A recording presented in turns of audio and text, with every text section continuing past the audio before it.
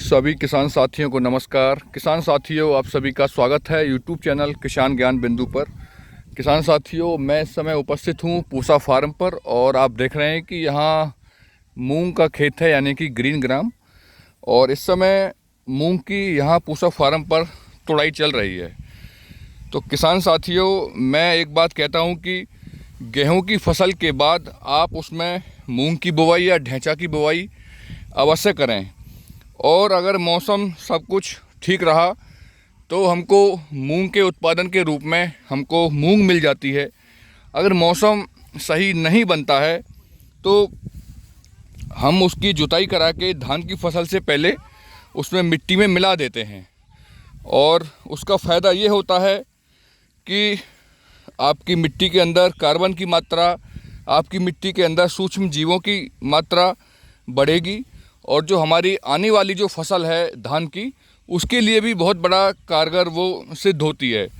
किसान साथी, आप उसमें थोड़ा सा खर्च आता है जुताई का और बीज का, और उससे ज़्यादा कहीं लाभ हमें हमारे खेत को मिल जाता है। और मौसम सब कुछ ठीक रहा, हमारे पक्ष में मौसम गर्म रहा तो हम काफ़ी अच्छा उत्पादन मूंग का हम ले सकते हैं। तो आप देख सकते हैं कि यहाँ तुड़ाई चल रही है और बहुत से किसान साथी गेहूं की कटाई के बाद अपने खेत को खाली छोड़ देते हैं और उसके बाद फिर खाली वो पड़ा रहता है 2 से 3 महीने। उसके बाद फिर धान की बुआई उसमें कर लेते हैं। और अगर हमको अपनी इनकम बढ़ानी है तो हमको अपने खेतों से अधिक फसल लेनी होंगी, अधिक से अधिक हमको मेहनत करनी पड़ेगी। और बहुत बड़ा नाइट्रोजन का स्टोर हमारी मिट्टी के अंदर होता है। जो वायुमंडल में जो नाइट्रोजन होती है उसका स्थिरीकरण मूंग की फसल के द्वारा हमारी मिट्टी के अंदर होता है। क्योंकि ये जो मूंग है ये एक दाल वाली फसल है और जो दाल वाली फसल होती हैं वो हमारी मिट्टी के अंदर वायुमंडल की नाइट्रोजन को स्टोर करती हैं।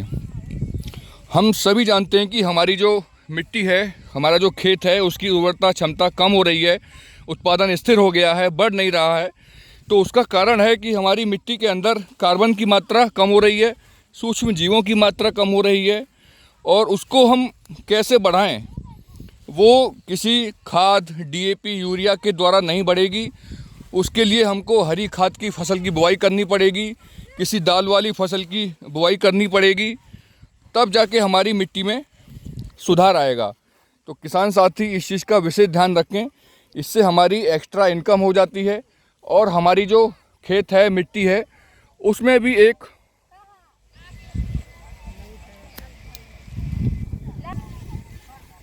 और जो हमारा खेत है, मिट्टी है, उसमें भी एक काफ़ी अच्छी जान पड़ जाती है।